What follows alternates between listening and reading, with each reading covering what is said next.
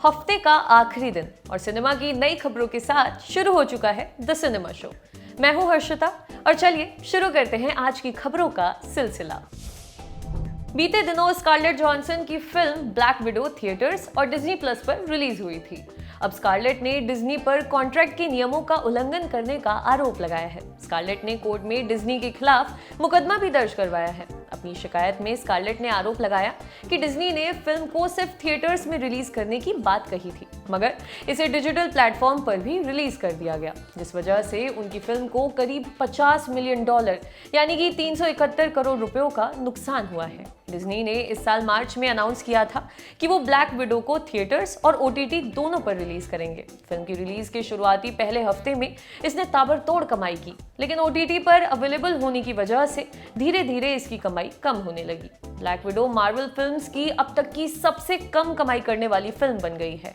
Black window को फिलहाल India में रिलीज नहीं किया गया है, लेकिन खबर है कि अक्टूबर के महीने में इसे डिज्नी प्लस हॉटस्टार पर प्रीमियर किया जा सकता है। फिल्ममेकर विघ्नेश शिवान की फिल्म नेत्रीकर्ण का ट्रेलर कल रिलीज हो चुका है। मूवी में नयनतारा लीड रोल में नजर आ रही हैं। 2 मिनट 5 सेकंड के इस ट्रेलर में नयनतारा कमाल का एक्शन करती दिख रही हैं। नेत्रीकर्ण मूवी का ट्रेलर बहुत हद तक हॉलीवुड की हिट फिल्म डोंट ब्रीथ से मिलता जुलता लग रहा है। ट्रेलर देखकर समझ आता है कि नयनतारा एक मर्डर की गवाह है। पुलिस को एक ऐसे अपराधी की तलाश है जो चेन्नई शहर की लड़कियों को निशाना बना रहा है। ट्विस्ट एंड टर्न से भरी ये मूवी 13 अगस्त से डिज्नी प्लस हॉटस्टार पर देखी जा सकेगी। मूवी 4 अलग अलग भाषाओं यानी तमिल, तेलुगु, मलयालम और कन्नड़ में रिलीज होगी। सिनेमा शो के एक एपिसोड में हमने आपको बताया था कि अमोल पालेकर जल्द ही नई फिल्म में नजर आएंगे, जिसका नाम होगा 200। ZEE5 की मूवी का टीजर कल रिलीज कर दिया गया है। 48 सेकंड के इस टीजर में महिलाएं कोर्ट रूम की तरफ भागती हुई दिख रही हैं। मेकर्स की माने तो कहानी 200 दलित महिलाओं की है, जिन्होंने खुद ही अदालत में गैंगस्टर को पीट कर मार दिया है। सार्थक दासगुप्ता के डायरेक्शन में बनी इस फिल्म से अमोल पालेकर लंबे समय बाद पर्दे पर डेब्यू करेंगे। उनके अलावा वरुण सोबती और रिंकू भी फिल्म में दिखाई देंगी। ये मूवी अगस्त में रिलीज की जाएगी। अक्षय कुमार की फिल्म बेल बॉटम लंबे समय से रिलीज के लिए अटकी पड़ी है। पहले अनाउंस किया गया था कि मूवी को 27 जुलाई को रिलीज किया जाएगा, मगर मूवी इस तारीख को रिलीज नहीं हुई। अब अक्षय ने फिर से नई रिलीज डेट की अनाउंसमेंट आखिर कर ही दी है। आज सुबह ट्वीट करते हुए अक्षय कुमार ने बताया कि ये मूवी अब 19 अगस्त को रिलीज की जाएगी। बेल बॉटम में अक्षय के साथ हुमा कुरैशी, लारा दत्ता और वानी कपूर भी नजर आएंगी। एक्टर पृथ्वीराज सुकुमार की मलयालम थ्रिलर फिल्म कुर्थी थिएटर्स में नहीं बल्कि डायरेक्ट OTT प्लेटफॉर्म पर रिलीज होगी। मेकर्स ने फिल्म का नया पोस्टर शेयर करते हुए बताया कि ये मूवी 11 अगस्त से Amazon प्राइम पर प्रीमियर की जाएगी। मेकर्स ने पहले अनाउंस किया था कि ये फिल्म 13 मई को थिएटर में रिलीज होगी, लेकिन बढ़ते कोविड केसेस को देखने के बाद इसे डिजिटल प्लेटफॉर्म पर ही रिलीज किया जा रहा है। कुर्थी के नए पोस्टर में पृथ्वीराज सुकुमार के साथ रोशन मैथ्यू भी दिख रहे हैं। इससे पहले पृथ्वीराज की फिल्म कोल्ड केस को भी डायरेक्ट OTT पर ही रिलीज किया गया था, जिसे ऑडियंस का मिला जुला रिस्पॉन्स मिला था। कल के सिनेमा शो में हमने आपको बताया था कि प्रभास की फिल्म राधे श्याम के मेकर्स 30 जुलाई को कुछ स्पेशल अनाउंसमेंट कर सकते हैं। यस, मेकर्स ने मूवी की रिलीज डेट अनाउंस कर दी है। आज सुबह राधे श्याम के नए पोस्टर को शेयर करते हुए मेकर्स ने बताया कि ये फिल्म 14 जनवरी 2022 को रिलीज की जाएगी। प्रभास ने इस पोस्टर को अपने इंस्टाग्राम पर भी पोस्ट किया। इस पीरियड ड्रामा फिल्म में प्रभास के साथ पूजा हेगड़े भी दिखाई देंगी। मूवी को हिंदी के अलावा अंग्रेजी और तेलुगु भाषा में भी रिलीज किया जाएगा। कार्तिक आर्यन ने बीते दिनों अपनी नई फिल्म कैप्टन इंडिया की अनाउंसमेंट की थी, जिसमें वो पायलट के रोल में नजर आएंगे।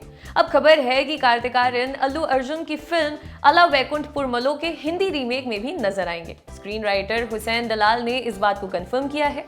टाइम्स ऑफ इंडिया से बात करते हुए उन्होंने कहा, अल्लू अर्जुन का अपना एक स्टाइल है और कार्तिक आर्यन का स्क्रीन प्रेजेंस बिल्कुल अलग है। इसी के साथ हमें काम करना है।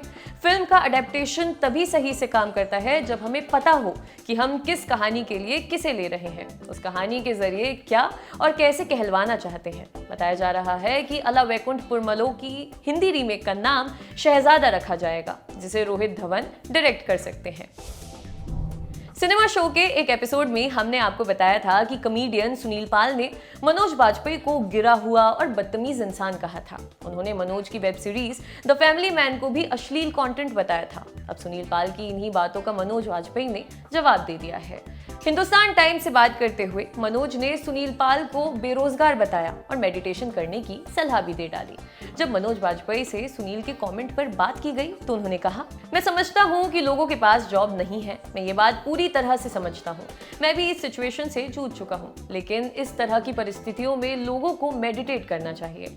दरअसल राज कुंद्रा से जुड़े मामले में जब सुनील पाल से बात की गई तो उनका गुस्सा मनोज वाजपेयी पर उतरा। एक इवेंट में उन्होंने कहा था, मनोज वाजपेयी कितना ही बड़ा एक्टर होगा, कितने ही बड़े अवार्ड्स मिले, पर उससे ज्यादा बदतमीज और गिरा हुआ आदमी मैंने नहीं देखा। सुनील ने अपनी बात कंटिन्यू की और कहा, आप एक वेब सीरीज बनाते हैं जहां पत्नी का किसी दूसरे पुरुष के साथ अफेयर चल रहा हो और आपका कहीं और अफेयर हो।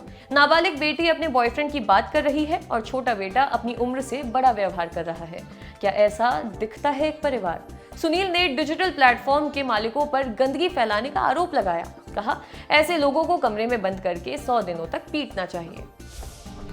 राज कुंद्रा और शिल्पा शेट्टी कई दिनों से खबरों में हैं। राज की गिरफ्तारी के बाद शिल्पा शेट्टी को भी लोगों के गुस्से का शिकार बनना पड़ रहा है। सोशल मीडिया पर लोग उनके खिलाफ लिख रहे हैं। अब शिल्पा इन्हीं सब चीजों से परेशान होकर बॉम्बे हाईकोर्ट पहुंच गई हैं। उन्होंने मीडिया में अपने खिलाफ चल रही झूठी खबरों को लेकर याचिका दायर की है। इसके साथ ही उन्होंने 25 करोड़ रुपए की मानहानि का मुकदमा दर्ज करवाया है। शिल्पा ने इस याचिका में कहा कि मीडिया ने बिना जांचे परखे उनका नाम इस मामले में घसीटा, जिस वजह से उनका बड़ा भारी नुकसान हुआ। शिल्पा ने अपनी याचिका में कुछ मीडिया हाउस पर इल्जाम लगाया है और बिना शर्त के माफी मांगने, सभी झूठे और अपमानजनक कंटेंट को डिलीट करवाने और 25 करोड़ की भरपाई की बात कही है। जूही चावला ने कुछ दिनों पहले दिल्ली हाईकोर्ट में एक याचिका दायर की थी। उन्होंने देश में 5G नेटवर्क के लागू करने से संबंधित आदेश में संशोधन की मांग की थी, जिस पर एक्शन लेते हुए कोर्ट ने जूही चावला समेत 2 याचिकाकर्ताओं पर 20 लाख का जुर्माना लगा दिया था। कोर्ट का कहना था कि जूही ने बिना किसी ठोस आधार के ये याचिका दायर की थी। इसी के बाद कोर्ट ने जूही पर जुर्माना लगाया और उनका मुकदमा खारिज कर दिया। अब इस याचिका को जूही चावला ने वापस ले लिया है। कोर्ट में जूही चावला के वकील दीपक खोसला की तरफ से जारी बयान के बाद जस्टिस जयंत नाथ ने याचिका वापस लेने की इजाजत दे दी है। आज की आखिरी खबर फरहान अख्तर की फिल्म तूफान की, जिसने पहले वीक में रिकॉर्ड बना दिया है। फर्स्ट वीक में ये अमेज़न पर सबसे ज्यादा देखी जाने वाली हिंदी फिल्म बन गई है। अमेज़न प्राइम वीडियो ने एक प्रेस नोट रिलीज करते हुए बताया कि पहले 7 दिनों में तूफान को 3900 से अधिक शहरों और कस्बों के लोगों ने देखा है। फरहान ने अपने इंस्टाग्राम पर इस न्यूज को शेयर करते हुए फैंस का शुक्रिया कहा है। अगर आपने अब तक ये फिल्म नहीं देखी है और इसका रिव्यू पढ़ना या देखना चाहते हो तो आपको हमारी वेबसाइट पर ये मिल जाएगा। तो बस आज के शो में बड़ी खबरें इतनी ही। चलते चलते रहेंगे आपको सीरीज और वेब शोज का सजेशन, जिन्हें इस हफ्ते आप देख सकते हैं। पहली है डिज्नी प्लस हॉटस्टार की सिटी ऑफ ड्रीम्स, जिसका दूसरा सीजन आज ही रिलीज हुआ है। दूसरी है MX प्लेयर की छत्रसाल। राजा छत्रसाल की इस सीरीज में आशुतोष राणा नजर आएंगे। इंडियन हिस्ट्री में इंटरेस्ट रखते हैं तो ये सीरीज एक बहुत अच्छा ऑप्शन हो सकती है। अब बर्थडे विश करेंगे सिंगर सोनू निगम को, जिनका नाम न सिर्फ बेहतरीन गानों से जुड़ा है बल्कि वो अक्सर अपने बयानों को लेकर भी सुर्खियों में रहते हैं। पर्दे के पीछे से वो हमेशा शाहरुख, आमिर और अक्षय कुमार की आवाज बनते रहे। सोनू को हमारी ओर से हैप्पी वाला बर्थडे। शो का अंत उन्हीं के गाए एक गाने से। फिल्म थी साल 1998 में आई बॉर्डर। बोल लिखे थे जावेद अख्तर ने और म्यूजिक था अनु मलिक का। फिजाओं में नई एक रोशनी है, हवाओं में अजब सी ताजगी है। तुम इस वादी में मुझसे मिल रही हो, ज़मीं लगता है जैसे गा रही है। नई रुत की मुहूर्त हो गई है, ये दुनिया खूबसूरत हो गई है। हमें जब से मोहब्बत हो गई है, ये दुनिया खूबसूरत हो गई है। द सिनेमा शो में आज के एपिसोड में बस इतना ही। इसी के साथ लेंगे आपसे विदा। मुलाकात होगी अगले हफ्ते। तब तक के लिए आप जुड़े रहिए हमारे साथ और देखते रहिए दी लल्लन टॉक। शुक्रिया।